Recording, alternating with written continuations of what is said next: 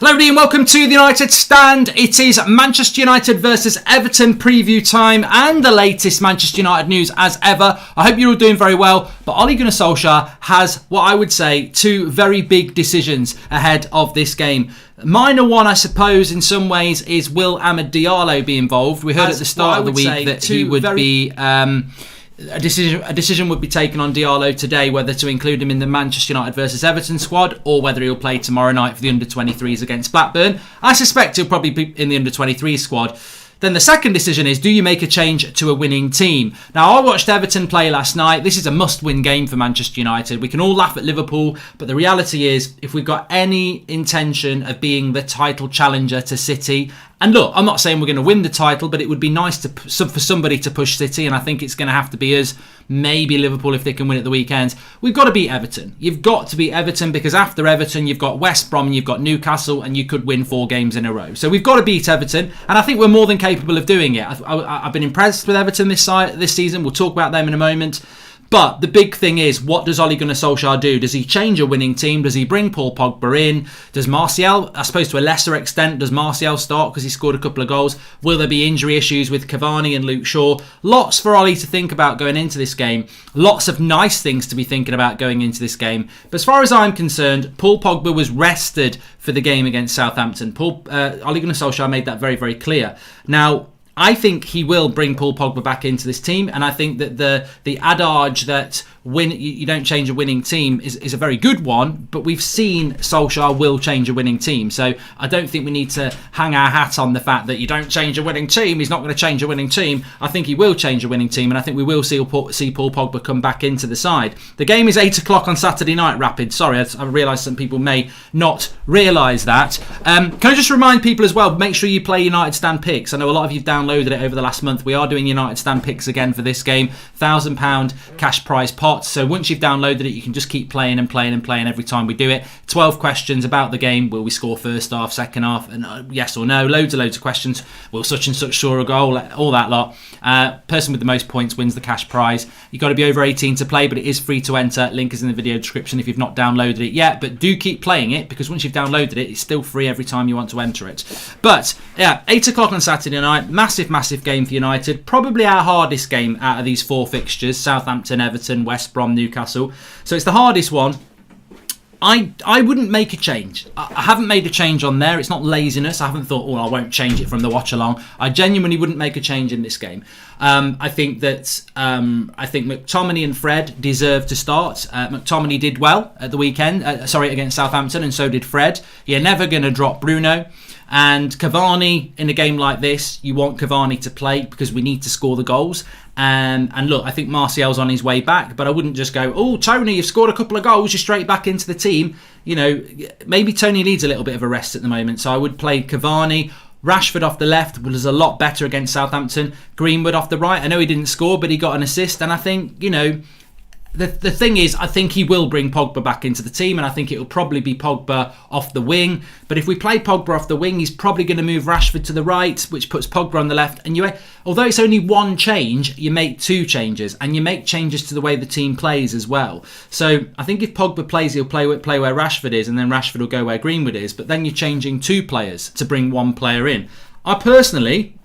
I don't make any... It's a very, very difficult one, but I personally wouldn't start Paul Pogba in this game. I think that team deserves to start the game. It's difficult though, isn't it? Because Paul Pogba's quality is so high that you want to bring him into a game like this. But Anthony Martial, as I said, he could be arguing, why am I not playing? Thoughts on West Ham wonder kid Jay Lungardinho? Huge potential, says Gary M. And do you think McFred offer more intensity and move the ball quicker than Pogba? For me, Thiago has slowed Liverpool's game down. Does Pogba do this for us? Says Ben Anderson.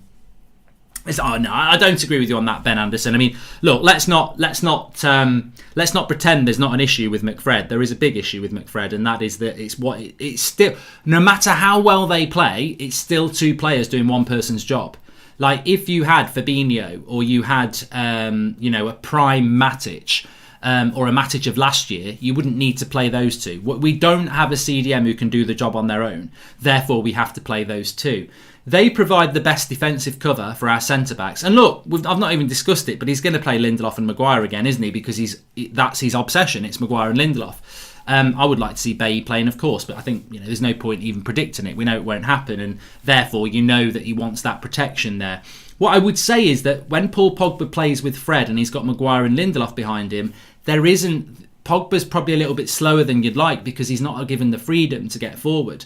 I've said this about McTominay. I like McTominay to have the freedom to get forward. I don't think McTominay. I don't think Fred. I don't think McTominay. I don't think Fred. I don't think McTominay. I don't think McFred gets the best out of McTominay, to be honest. I mean, nobody talks about this enough, to be fair. McTominay's not a holding midfielder. The best things he does is when he's on the edge of the opposition's box, and he doesn't get to do that very often when he's playing with Fred. So I've said this before. I mean, I'm not a big fan of McTominay as a CDM, and many people aren't, but he's still a victim of that McFred thing. I'm telling you now, McFred, it's not some new thing from McDonald's. It basically is one player's job being done by two people. And when Pogba plays with Fred, he has to stay back more than you'd want him to as well. So I just think that they've got the right to start the game against Everton. And I think they will. I think he'll find a place for Pogba by maybe taking off a Greenwood or a Rashford, which again, how is that good for the development of Marcus Rashford and Mason Greenwood if Rashford has to go to the right, Greenwood goes to the bench just so Pogba plays off the left? I mean, at the end of the day, I get it. I've seen it happen many times. I saw it with England for years. We used to play Paul Scholes on the left and play Gerrard and Lampard in the middle, and it just totally imbalanced. But Sven-Göran Eriksson was a bottle job, and he wouldn't dare drop a couple of those players to have a better system. And I think with putting Pogba on the wing, we aren't really doing it right. You're finding a place to Pogba because you don't want to put him where he does want to play. And I just think, I can't say that England should have benched Lampard or Gerrard and played one of them and kept them on their toes instead of putting two together when they don't work. And I can't say that was wrong and then say it's right to put Paul Pogba on the wing. Paul Pogba should be playing in the midfield, and if he's not playing in the midfield, he should be on the bench. I think that's where I stand on that. Fed up with people talking about Martial like he's some side man. I want to see him start. Drop Rashford for a change, says A. We know Rashford's never going to be getting dropped though, is he? And Rashford is, Ollie. All managers have their favourites, and Ollie has always been very consistent about that with Rashford. He's the manager; it's his choice. What do you think about Greenwood saying he watches you? Doesn't that prove how impactful this channel is, not just for us but also amongst the players? Says Previn. I mean, look, on that, there's a little Instagram clip where I think it's his girlfriend being asked about whether she knows who Mark Goldbridge is, and she doesn't know. And I think Mason's in the background saying, "Oh, is that guy off YouTube?"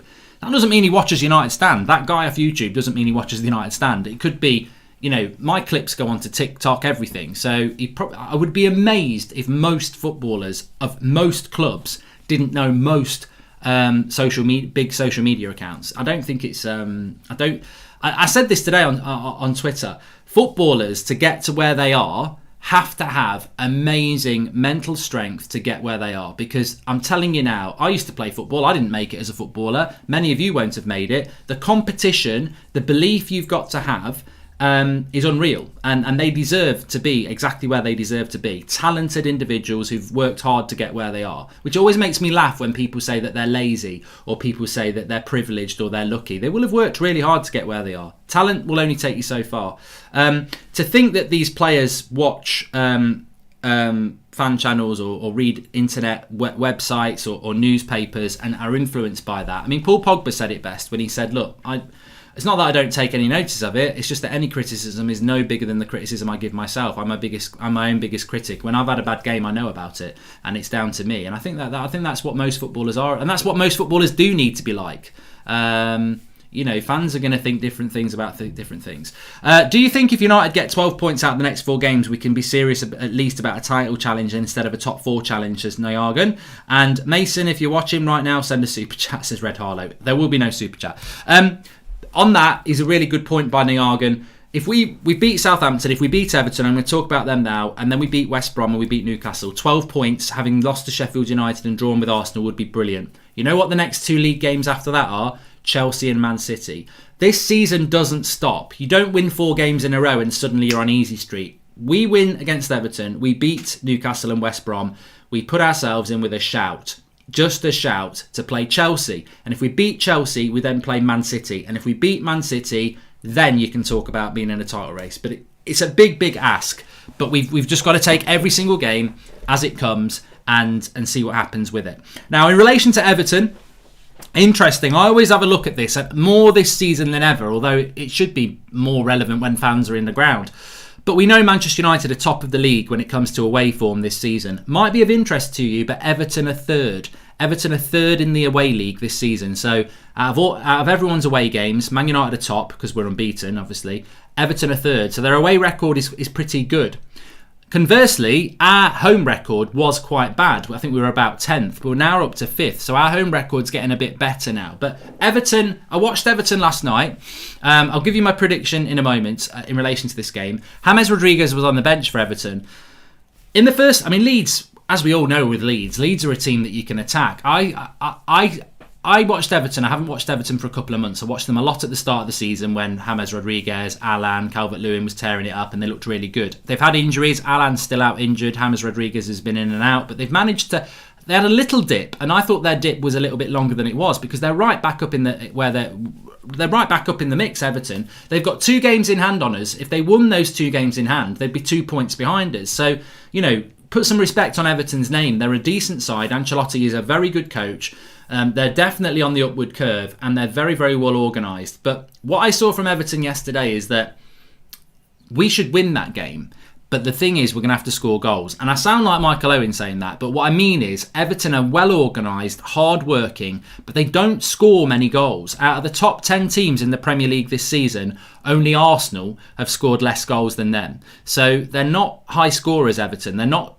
This better not happen, but I wouldn't expect Everton to turn up to United and be like, trouncers and 3-0 up at half time. Of course, anything can happen, but to get something out of this game, and I do think I must admit, I wouldn't be opposed to anybody saying this could be a draw, but to get something out of this game, we've got to be well organised ourselves, but more importantly, we've got to go toe-to-toe with Everton. They're a very physical side. They're a very well organised side. They don't score many, but they don't particularly concede many either.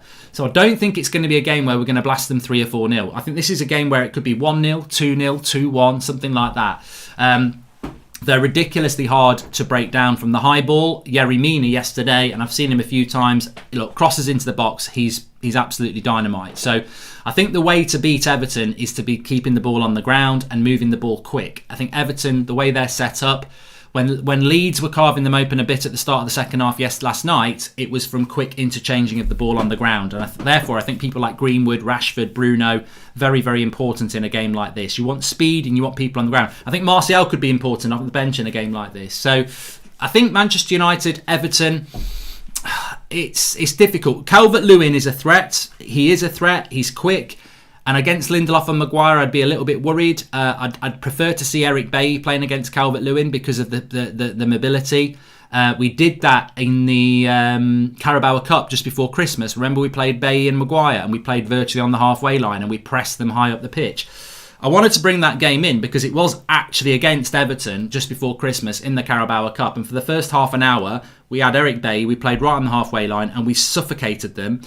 We didn't manage to score in the first half an hour, but we should have done. And what's the difference? In fact, this is at Old Trafford for what that counts. So that's the blueprint to beat Everton. We made Everton look really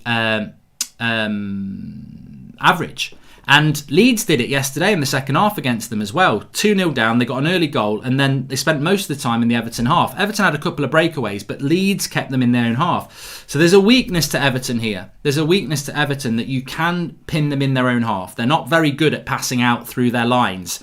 They'll like to hit a long ball, but we can deal with that if we've got Eric Bailly. So I think the way to go against this side is to press them up high up the pitch. And look, maybe Pogba's better suited to that. Maybe we should be playing Pogba and Fred and not Fred and McTominay. But I certainly wouldn't want Pogba to play on the wing. I want to see Greenwood and Rashford on the wing, or Rashford and Martial on the wing, because I do think that the weakness of Everton's side is to run at them with the ball at the feet, or quick interchanging with the ball at the feet. Crosses into the box, not with them. And I've been impressed with that Godfrey that they've got at the back as well. I think they've had a few injuries at the problems, but obviously Digne's back now. Mark, since you said we should play with quick passes against Everton, shouldn't we be playing players like Mata and Van der Beek, says Niagan? Not Mata, because the word quick and Mata don't go together, do they? That's the thing. I thought Mata might have been good against Southampton, but he wasn't even on the bench. So Mata might not even be on the bench. I think Mata's on his way out, isn't he, to be honest? And probably a right decision if we're being ruthless, as hard as it will be for Mata to go. Van der Beek, look, Van der Beek's not going to play in this game. I'd love to see Van der Beek play in this game. I don't subscribe to the view that Van der Beek had a bad game against Southampton. I don't think he had a terrible game. I don't think he had a great game. I think I gave him a 7 out of 10. The thing with Van der Beek is, and where I would say there is a similarity to Fred, is that he needs games. Telles needs games. I think if Telles played against Everton, he'd have a bad game because they're just not playing enough. They're not getting a rhythm going. So I'd love to see Van der Beek get more and more time, and I'm hoping with the return of the Europa League and the amount of games we're going to have to play in short spaces of time, that we will start to see more game time coming in for Donny van der Beek, but we'll see how that goes, of course. Calvert-Lewin will terrorise Lindelof. I don't think so. I think people, look, you never know how a game's going to go, but I don't think Everton are that sort of a side. They're not a side that's going to dominate you and pin you back. I don't think they are that sort of side, and I think that's why they haven't scored loads of goals. They're not wave after wave of attack. I think they're a well-organised team, and I think they can score goals, but I think this is why they haven't scored loads of goals. They're not a team that's going to pin you back. I mean, look, Sigurdsson's a good player, but Iwobi, Richarlison's a good player, Calvert-Lewin. I mean, they have got James Rodriguez to bring in, Andre Gomez. Holgate will probably play at right back. Digne's a good left back, but they're not that sort of a team. I'm traditionally, I'm trying to say what sort of a team Everton are, but they're not a Liverpool. They're not a Man City. They're more of a Spurs, really. That's what they are. They're a team that tries to be well organised and can score goals, but they're not going to go for you. And I think Everton and Spurs are probably quite similar this season. They're 2-0 up against Leeds last night, and second half they hardly attacked at all. They were like, that's enough, and they let Leeds come at them and come at them. I really feel that Donny van der Beek is the sub for Bruno in Ollie's mind, and of course Bruno can't be benched. I think Donny can play with Bruno, but does Ollie, says Greg Basham. There's no point in Donny van der Beek being the understudy to Bruno Fernandes, because you don't play. You just don't play. It's never going to happen. It's like being Harry Maguire's understudy. He plays every game, so you're never going to play. This is the thing we were talking about this morning about Jesse Lingard, and people were saying bring him back. Bring him back to do what? I don't even know if he'd get on the bench at the moment, but if he did, where's he going to play? Who's he going to come on for? Because the way where Jesse played last night was where Bruno plays.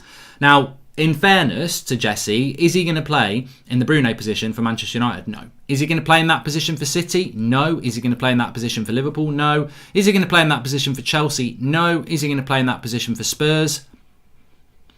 You see, you're dropping down a bit there. He might get in the Spurs team. Arsenal, they'll be arrogant and say no, but that's the problem for Jesse. He's not a top 4 player, and we are a top 4 club, whether we like it or not. We are a top 4 club. 3rd last year, 2nd this year. We are starting to do something under Ollie that we couldn't do after Sir Alex Ferguson retired. We might get in the top 4 every now and again. We might win the Europa League to get in the Champions League, but we've not been a consistent top 4 side. And at the moment, and look, I'm fully aware this is only 2nd season that we've done this, but we've really struggled to be a top 4 side, and we are that now. And Jesse is not that, in my mind, when you've got a player like Bruno Fernandes.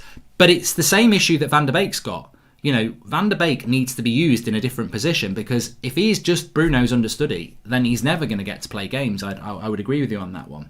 So my score prediction for this game against Everton, well, we need to win, so I'm going to go with a win.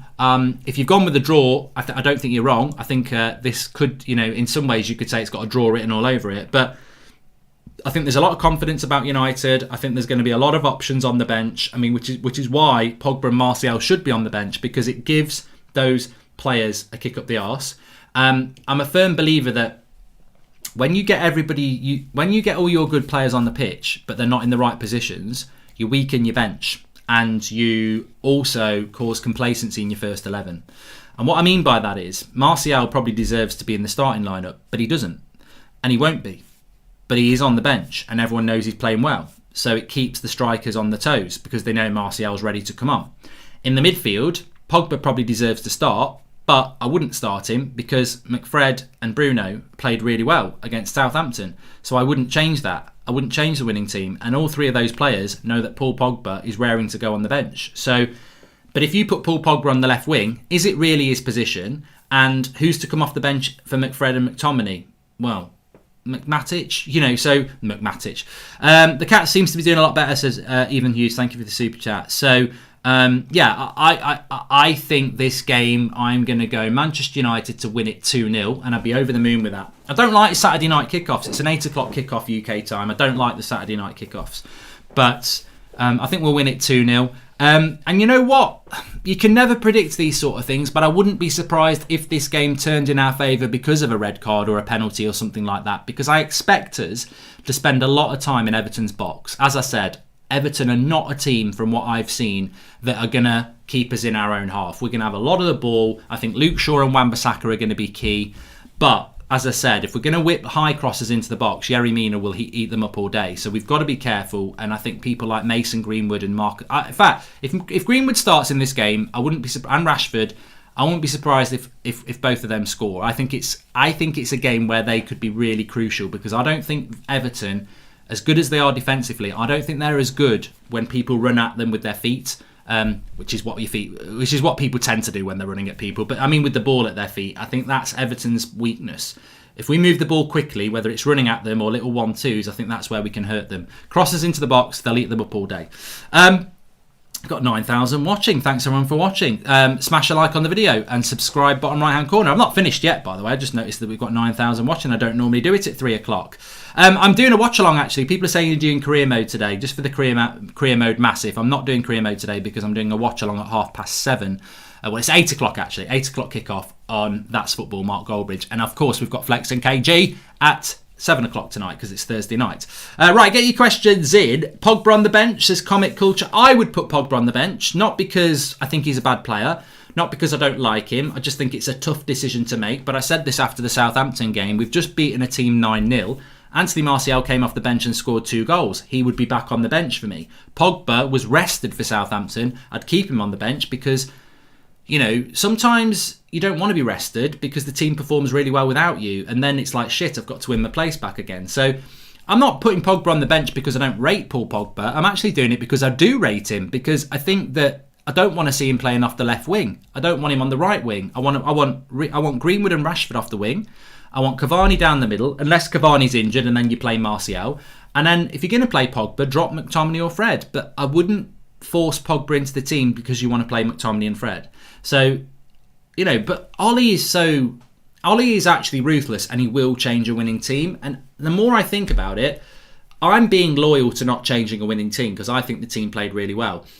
If you want a different view, and I think you should always give a different view, approaching this game for what it is and remembering how well we played at Goodison Park playing a high line, actually, as harsh as it is, I'll take McTominay out the team to the bench and I'll put Pogba where McTominay is, and that's my team. There. That's the one. I would happily make that change. I personally wouldn't, because I think don't change a winning team. But really, we will have a lot of the ball in the final third. Everton won't attack as much. So why do you want 2 CDMs and 2 deep lying centre backs? So get Pogba in there. The 2 changes I would make would be Lindelof out for Bailly and Pogba in for McTominay. I'm over the moon if that happens, but I'm also over the moon if he keeps a winning team. But this is the great thing about being a fan. I'm not the manager, and Solskjaer is, and he's actually got a great, difficult decision to have. Because sometimes you go into games, like after the Sheffield United game, and you're like, who deserves to start? And it can change very quickly. And we go into this game, Everton, and it's like, too many people deserve to start. So he'd much rather be in this position than the one he was for the Arsenal game, where it's like, well, he doesn't deserve to start, he doesn't start, So we're in a good position, and it's down to the manager to pick the right team. And you know what? He's been pretty good at that so far. So in Ollie, I trust on that. And it's not always I've said that. I hope Ollie don't go for a diamond or a back 5. Please stick to 4-2-3-1. Consistency is key, says Noargan. Why is everyone sleeping on Leicester? Aside from Liverpool, which they could beat, they have some good fixtures and have had decent form last 5, says Luke Howard. I think people sleep on Leicester because Leicester, and I saw something today. Leicester beat Southampton 9-0 and bottled top 4. Well, we beat Southampton 9-0. Could we bottle top 4? Of course we could. I don't think history strikes twice like that, though. That's clipped in June. But no, seriously, Leicester did bottle top 4 from a very strong position. So I think people are quite right to sleep on Leicester, because I like Leicester. They're a good team. When they get Vardy back, they'll be even better. And Ndidi's a key player for them. He missed that game that they lost last time out, didn't they, as well? Well, just before Fulham. But yeah, Leicester deserve the credit they're getting, but I'm not going to start talking about them as title contenders because I think, in recent history, Leicester have bottled it. Mark, when do you think Ollie would start to put Greenwood as the number 9? Also, where do you keep the other 2 then, says Angie S. Look, Manchester United have got 4 players in Greenwood, Rashford, Martial and Cavani who most teams in the Premier League would love to have. It's Ollie's job again to keep those players happy, but if I was one of those players, and I'm sure every one of them think this, I'm playing for Manchester United. Use Jesse Lingard as the example, right? Jesse Lingard's a good player. He's not good enough to get in the Man United side, right? But when he goes to West Ham, he's man of the match and he scores 2 goals and West Ham move up to stay in 5th place. That's fine margins between being a top 4 player and being a player outside the top 4. Jesse Lingard has just shown yesterday that he's one of the best players in the country in that game week, winning man of the match, scoring 2 goals for West Ham. He can't get on the bench for Manchester United. So at Manchester United, the standards are higher. Mason Greenwood could go and play for West Ham and probably play up front and score 30 goals. Cavani could do it. Rashford could do it. And Martial could do it. But they're not going to start every game for Manchester United as a number 9 because there's so much competition for places. To be in that competition puts you in high esteem, shows you're a good player. And these players will have that mentality. They will be like, look, I can't moan that I'm not starting up front for Manchester United when we've got Cavani, we've got Martial, we've got Rashford. I'm going to take my spot where I can. I'm going to develop and I'm going to learn. And I think Rashford's been like that. I think Greenwood's been like that. I think Martial's been like that. If you don't want to be at a big club and you want to play every week, put a transfer request in, go and play for West Ham or go and play for Southampton. But this is Manchester United. And you're going to have competition for places, which is what we need, which is why we are where we are now. It's a difficult thing to manage and it's a difficult thing as a player because you want your chance. But that Manchester United Football Club, from under 18s to under 23s to the first team, Ollie will be making sure he's got as many personalities as he can that have this mindset that it's not about me, it's about the team. It's about trusting the coaching and understanding that, look, if I keep doing my job, I will get my chance. And I think that's something that's run through United from youth to first team for years and years and years. So, yeah, Greenwood as a number 9 is what everybody wants to see. Not so much so with Rashford. I don't think he's a number 9.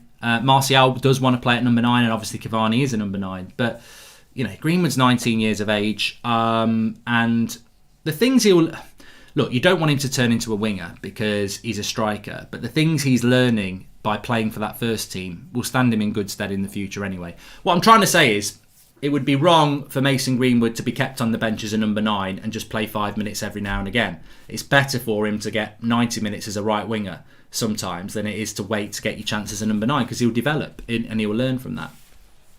If Josh King Jacob, you've ruined it. Jacob's ruined the show. He's just mentioned the one thing that worries me and I didn't want to talk about it.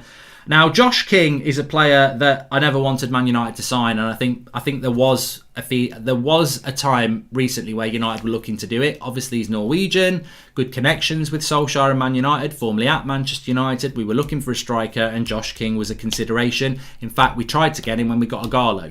Now, if we'd got Josh King, he'd still be here for years. And whatever anybody thinks about Agallo, at least it was a loan deal, and it didn't work out. He's gone.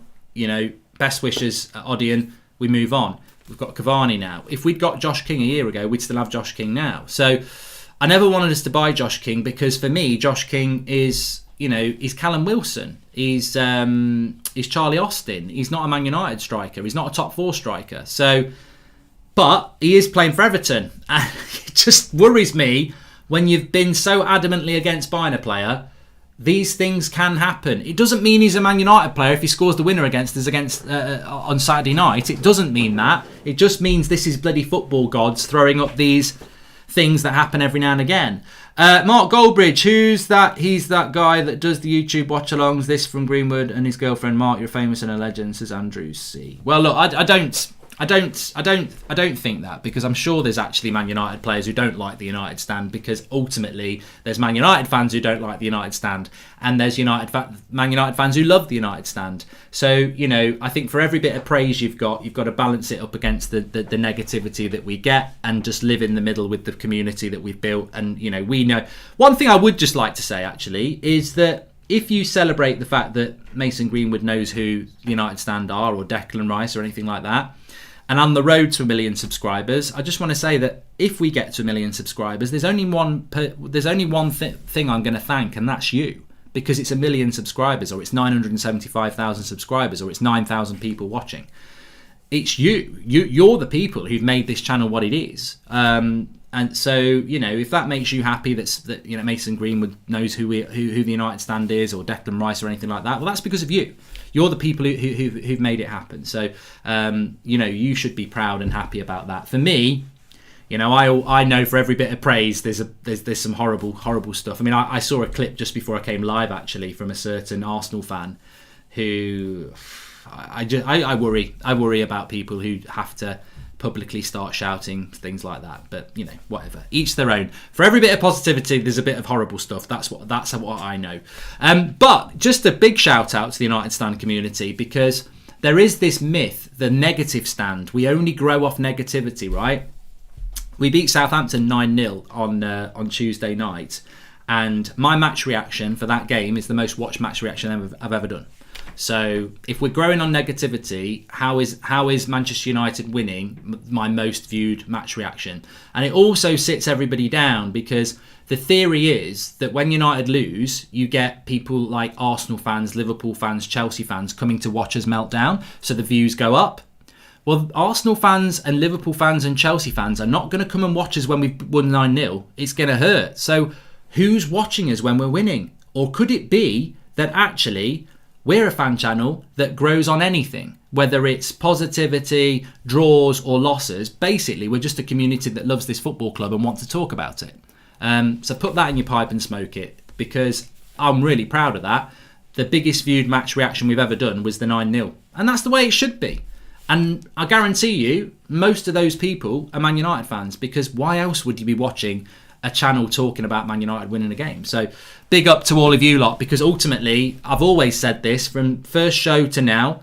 I nearly said from first show to last. I'm not leaving just yet. But from first show to now, from 10 people watching to 10,000 watching, whatever, that's just a number. But the community's always been the same, and it's always been about you. That interaction, that passion, that bravery in some sense to just say what you think. Because I think so much about football has been diluted and scripted through when I was growing up. I think if you are aged between 10 and 40, or 10 and anything, anybody, well, I think in fact, anybody who watches football now is so lucky, because for those people who are a little bit older like me, when I grew up, you know, a match finished, you'd go on a forum, you'd type something out angrily, which took 2 minutes.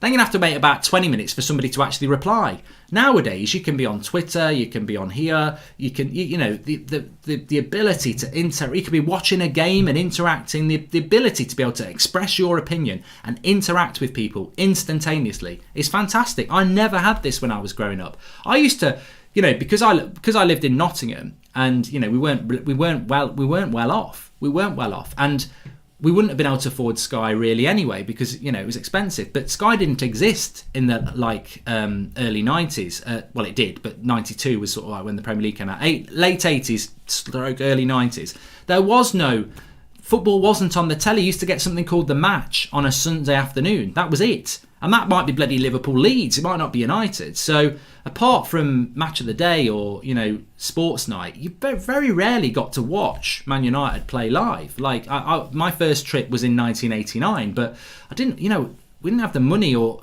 it wasn't that easy for me to say, take me to Manchester United, because my family had other things going on, and it just wasn't that easy to do.